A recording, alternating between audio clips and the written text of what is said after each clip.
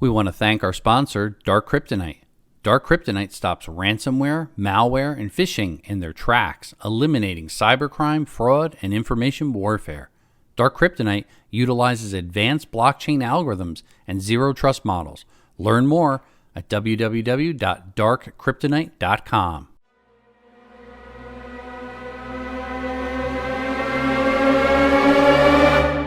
My guests today are Duane Laflotte and Patrick Hynds. Duane Laflotte is a Chief Technology Officer at Pulsar Security. He works to resolve complex technical issues for the team and its partners. He's an expert technologist in the area of cryptography, exploit development, networking, programming, and enterprise data storage. And Patrick Hynds is the CEO and founder of DTS and Pulsar Security. Patrick is a recognized technology leader with expertise in Microsoft technologies, software development, network architecture, and enterprise security, and is a graduate of West Point and a decorated Gulf War veteran. Hey, welcome to the show, Patrick and Duane. Hey, maybe we can start with Duane. Maybe you could tell us what keeps you up at night. Share with us what your cyber fear is. That's a great question. So I'm a bit on the opposite side. I'm usually happiest when the internet is on fire and there's like these amazing exploits out there, because as a red team leader, I'm always looking to break into places. But my biggest concern, the thing that does keep me up at night, is that not a lot of people keep up on the latest and greatest things. While we're doing this show, there'll probably be about 30 different new exploits that get released in the 20 minutes that we're talking. So my biggest fear is just people get tired. They just don't want to keep up with the pace of cybersecurity and try and keep up with protecting things. Yeah, that's a great point. I kind of always liken it to a whack-a-mole game.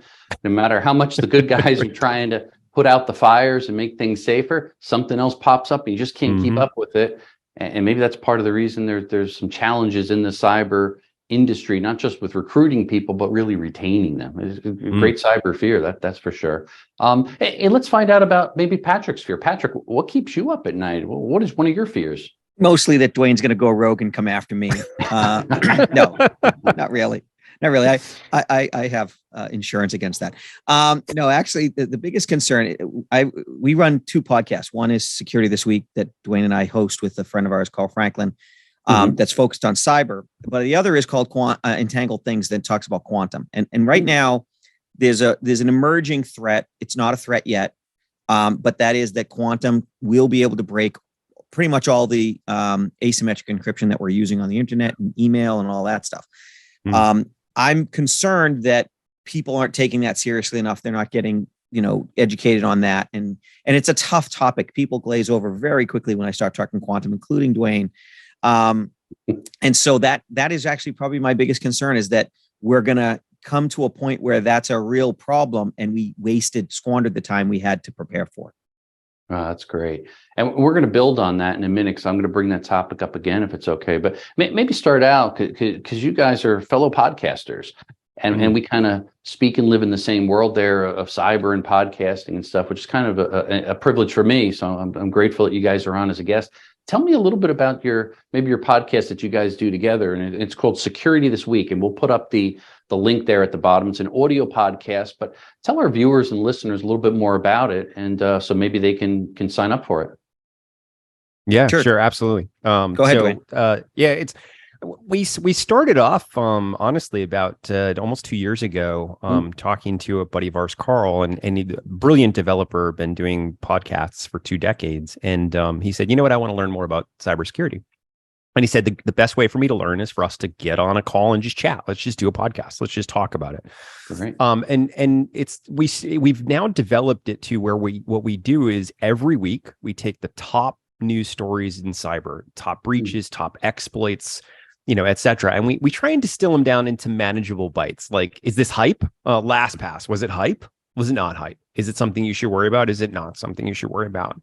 And the conversations then go from there, sometimes geopolitical, sometimes into the latest and greatest bleeding edge of exploit development. But it's really to educate, sort of the masses as to what's happening within the last 7 days in cybersecurity and what should you really be concerned about. Yeah. And we try to avoid jargon when Carl plays the police. When we use an acronym, we need to go define it.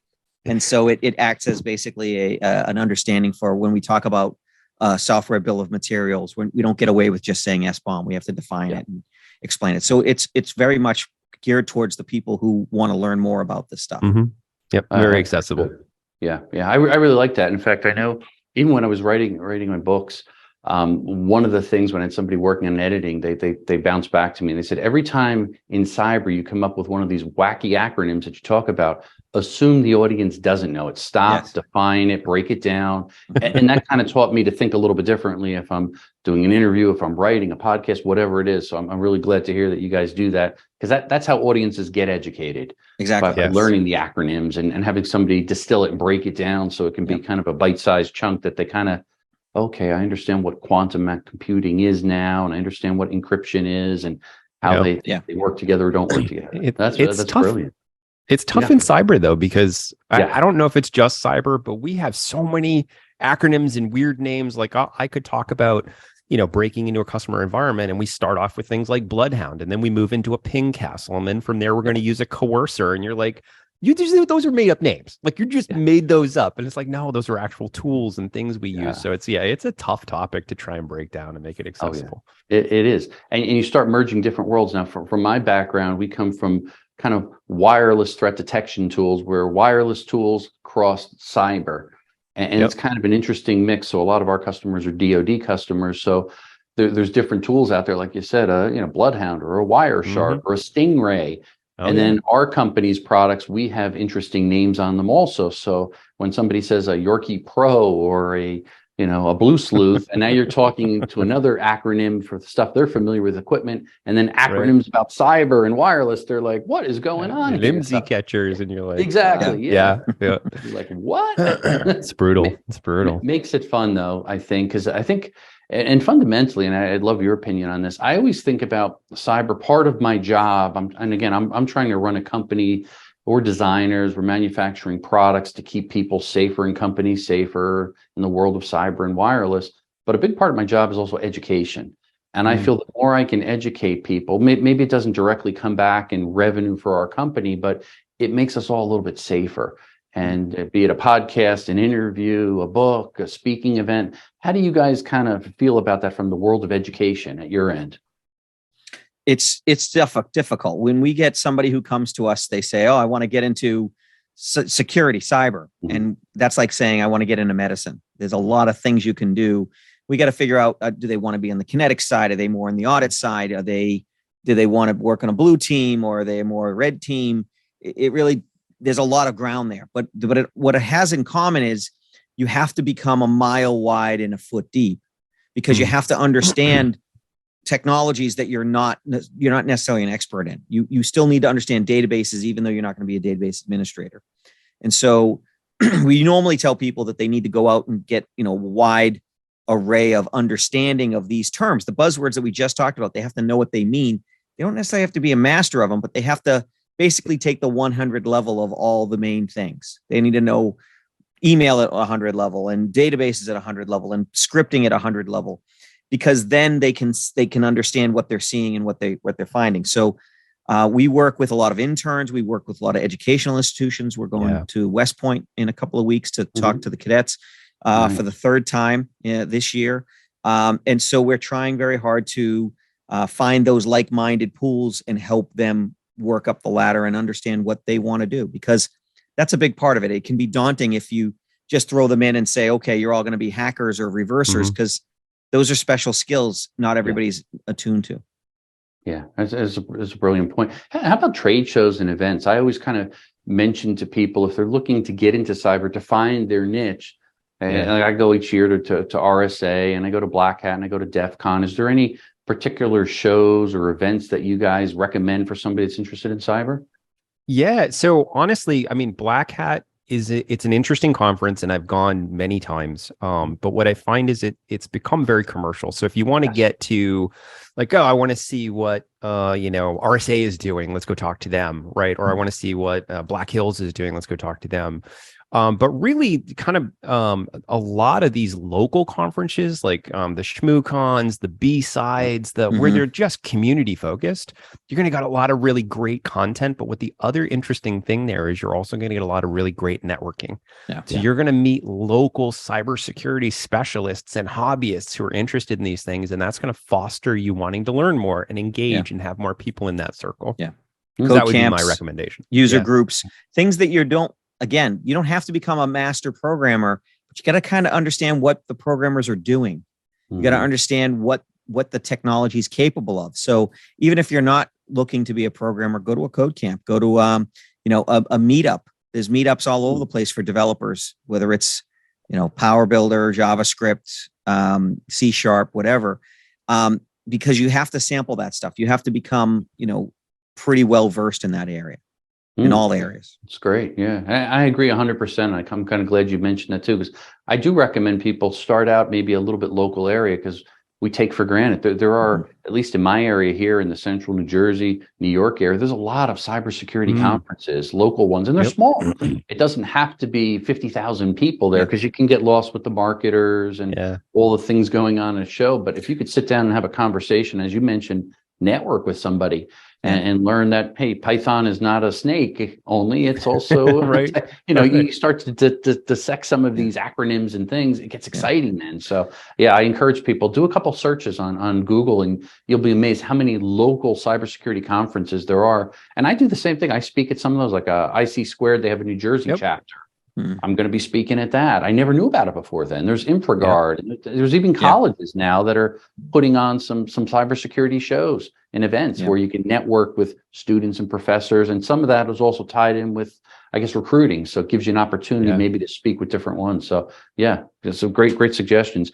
Maybe tell us a little bit more. We brought up before quantum. I'd love to get your thoughts on this, quantum computing, and I think about it, and it's kind of exciting what the future brings. But then at the same time, the darker side, maybe if it gets in the hands of cyber criminals, what can they do with that regarding encryption and stuff like that? Let me give you a handful of things for people to first understand.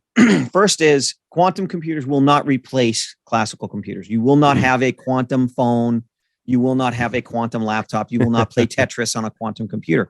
They're different. They work very differently. They work in a way that allows them to do things like optimization very well. They get to do material science and physics and chemistry very well. They solve some small set of problems that computers, the classical computers we have, will never solve, because the scale needed we'd have to turn every particle in the universe into a bit to solve some of these problems. Where quantum computers promise to solve them much more efficiently. We're also we're coming near what people call the end, or maybe the middle of the beginning. We're still in the vacuum tube stages of quantum computing. It's not there yet. When you try to get quantum computers to factor numbers, 21's a big deal.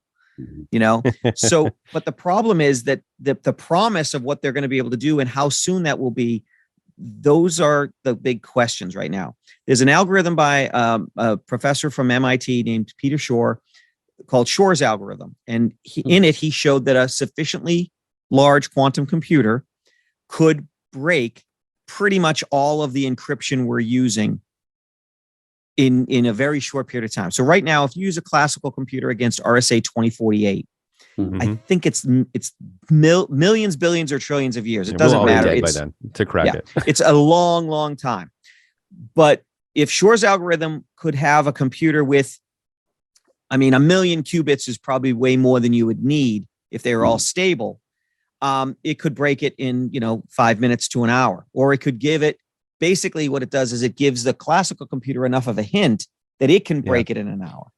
It's a shortcut. It's a cheat. The problem is all the governments in the world are trying to be not far behind the first one, but whoever's first will have first mover advantage. And so that's where all the money's coming from. A lot of the money that's pouring into quantum is solving lots of problems, but the governments have the interest, and because of the security challenge, it's driving a lot of interest. So NIST, National Institute of Standards and Technology, out of the US, came up with candidates. They went through 54 candidates to replace the three encryptions that we're currently using that are considered to be vulnerable. RSA is one of them, Diffie-Hellman is another, and elliptical curve is the third. All three of those will be vulnerable to Shor's algorithm. They've gone through and they've pared down that list over and over again in 5 or 6 different sessions, and they've come up with crystals Kyber, crystals dilithium, and a couple of others that I don't really get into too much. And you can start implementing those. And it might take you 5 years to replace all your encryption, but 5 years might be when the quantum computers have the breakthrough. So I can't say that quantum computers are going to be able to break RSA 2048 this decade. I can't say for sure it'll be next decade, but I also can't say for sure it won't be by the end of this decade. And so that's the concern, is it's still a question. It's still an unknown. It's pretty well understood that it will eventually be able to do it. It's not a, someday, we don't know when, it might be 50 years. No one thinks it's 50 years. Yeah. Some people think it's 20. I don't believe them. And last statistic, in 2015, there was a study that said it would take 1 billion stable qubits, and qubits are very, difficult to wrangle, almost as bad as hackers and programmers. Almost. In order to break RSA 2048. 4 short years later, a new paper came out and said, no, we could do it in 20 million. That's a dramatic decrease in the number of bits that's required. IBM just released a chip with 400 plus qubits, and they're planning to release 1,000 qubits and then 4,000 qubits on a almost annual basis. They plan on continuing that increase faster than Moore's law when you talk about numbers of bits. So I don't know when those two lines intersect, but I wouldn't bet my life on it being after this decade ends. So people need to start paying attention. That's why that was my fear, is that we're not paying attention to this because people think it's a future problem. Yeah, I think it's a good point you make. I think sometimes just paying attention and doing something. So if you're implementing some of the latest and greatest, you're going to be a lot more safer than doing nothing and be complacent. I always make that analogy when people say, my information is not that valuable. What's the big deal about passwords? And I said, well, at least you should use multi-factor authentication. And like, oh, somebody cracked it. Sure, they did, but it doesn't mean necessarily you're going to take the time and effort and money to try to hack into your account if you're using multi-factor authentication. It's another layer of security. If you leave your car unlocked, there might be nothing worthwhile, but you still don't want kids rummaging through it. And they're gonna, if that's what they're trying to do. Yeah, exactly. Hey, tell me a little bit about, curious, since you have expertise in your background about hacking stuff, as you guys educate yourself and in your company and through your podcast, what do you guys do? I mean, everybody's got their own story. I mean, my brief story is growing up, my father worked at Atari. My brother and we started pirating games, and we amassed more games for the Apple computer and Atari than anyone else. Then we built some hardware devices to copy cartridges, and we kind of got deeper and deeper and worked our way through, the different internet before the official internet, and going on bulletin boards and hacking passwords and trading games. That was kind of early stages of things. I'm curious, what's your backstories, each of you, Patrick and Duane, if you don't mind sharing? Well, I started in the military, and I can't look at a nice scenic picture of a pasture without thinking about where I'd put the machine guns. I just always think in terms of security, attack and defend. And so that was either they drilled it into me, or I came to the academy defective in that way.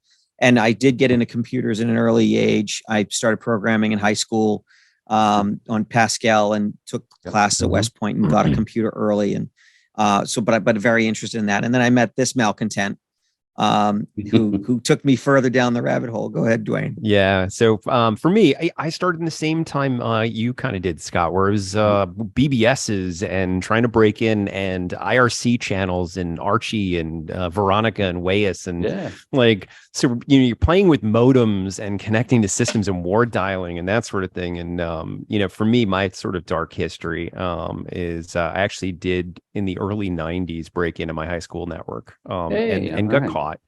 And then got suspended for 5 days, and that was a tough start. But it's more like back in the 90s, I was an amateur radio operator, and I would take apart TVs and figure out how they worked. It was more the classic hacking, like how does this all work, and how did they put it together, and how do radio waves work, and that sort of stuff.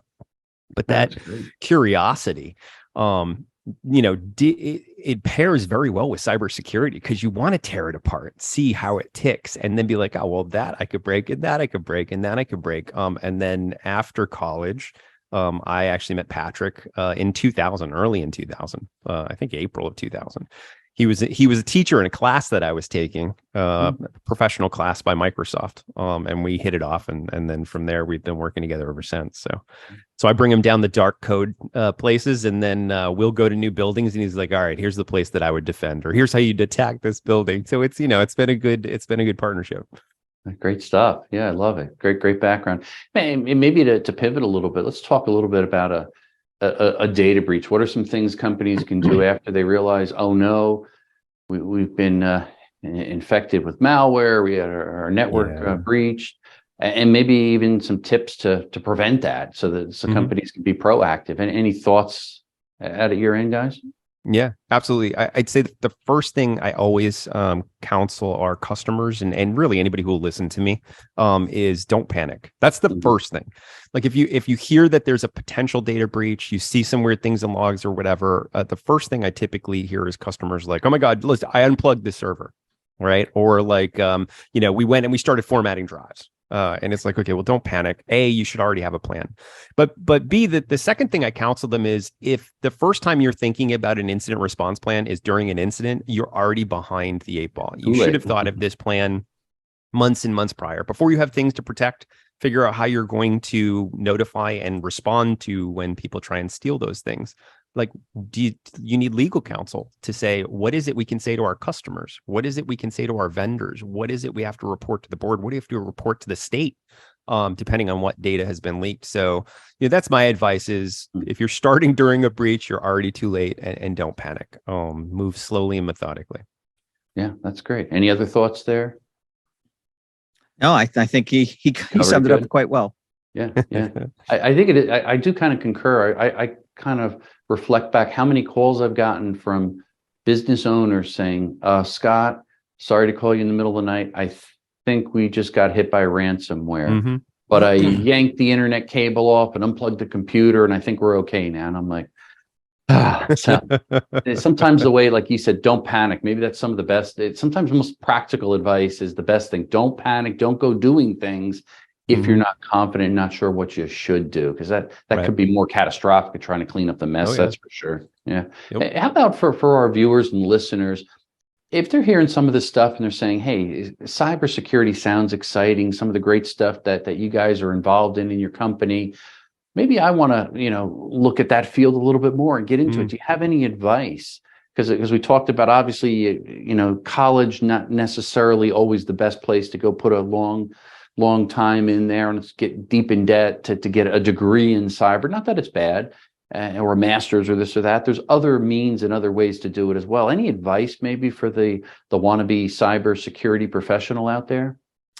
Yeah, it's so my original comments from before of, they need to get deep. They need to learn a little bit about everything, and that'll help them understand where they want to go in the industry as well. So they should be, basically consuming intro data as much as possible. Intro to this, intro to that. Learn just a little bit of everything they can, so that when they listen to podcasts like this, they already know what the acronyms mean. They already know why you would use Kubernetes and what it's for. So that recognition, that'll help them on interviews no matter what they're doing, but it'll also help them to kind of lay that foundation. And that's why a lot of people do go to school, is so they can get that foundation. But you have to be self-driven. You have to be able to do it yourself.